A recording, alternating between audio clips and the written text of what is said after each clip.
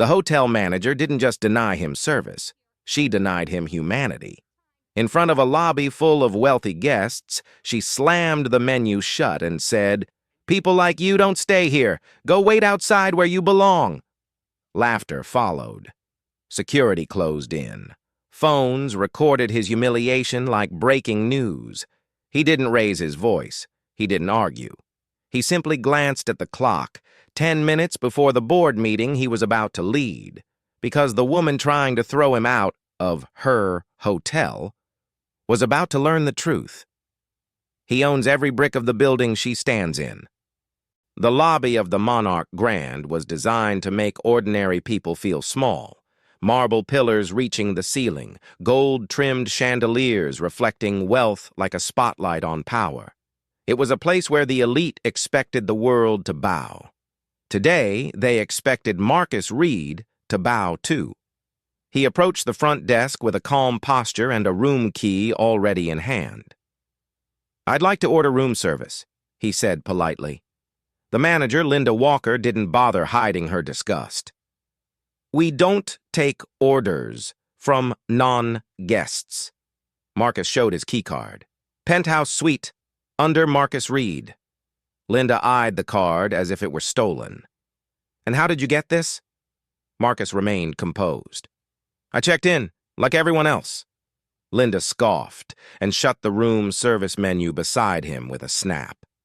"Listen, this hotel has a reputation to maintain.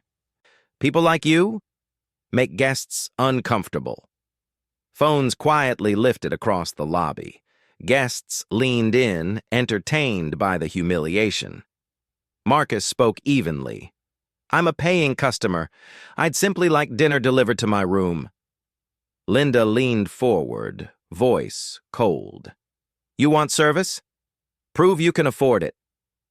Security arrived. 2 guards boxed him in. One whispered, loud enough for every camera to hear, "Sir, we need to escort—" Marcus didn't resist. He simply checked his watch. 9 minutes until the board meeting. A journalist stepped closer, live streaming the scene. "Are you refusing a guest service because of his race?" she asked. Linda turned sharply. "He isn't a guest. Someone like him can't afford the Monarch." Marcus could feel the anger in the room. Not his, but everyone watching online. Comments flooded the live stream. "Fire her! Expose this hotel! Show his reservation!" But Marcus remained unshaken. "I'll stand right here," he said, "until you verify my name." Linda rolled her eyes. "Fine." She typed aggressively into the computer.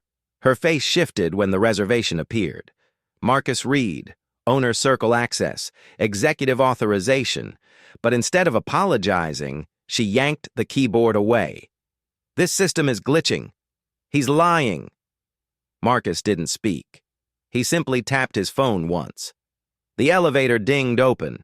A group of corporate directors marched into the lobby, men and women in tailored suits wearing identical pins engraved with 3 crowns. The Monarch Group Board of Directors. Linda's confidence evaporated. The lead attorney held up a thick folder. "Ms. Walker, you are currently obstructing the hospitality rights of—" Marcus stepped forward and finished the sentence with a calm tone that sliced deeper than shouting ever could. "The CEO of Monarch International." Every camera caught the moment Linda's arrogance shattered. The CEO?" she stuttered. Marcus nodded. "Every property, every paycheck, every rule you thought you controlled." Security stepped back instantly, their posture transforming from aggression to apology. The attorney continued. "Mr. Reed requested food. Instead, he received discrimination, harassment, and unlawful removal, all captured on live stream." Linda's lips quivered. I didn't know." Marcus finally let a hint of emotion surface. Not anger, but disappointment. "You didn't want to know." Employees peeked from behind counters. Guests whispered in panic. Phones kept recording, millions now watching the downfall unfold live. Marcus turned to the guards. "Step aside." They did. almost tripping over themselves. He faced Linda. "Follow me to the boardroom." Her knees buckled. "The boardroom?" "Yes," Marcus said. "The meeting I'm about to lead, where your employment will be voted on." She stumbled as he walked past her. "Please, sir." Marcus stopped slightly. "You demanded proof I belonged here. Now I'm demanding proof you do." The directors escorted everyone into the grand conference room overlooking the city skyline. Marcus took the head seat, his seat. "Roll the footage," he ordered.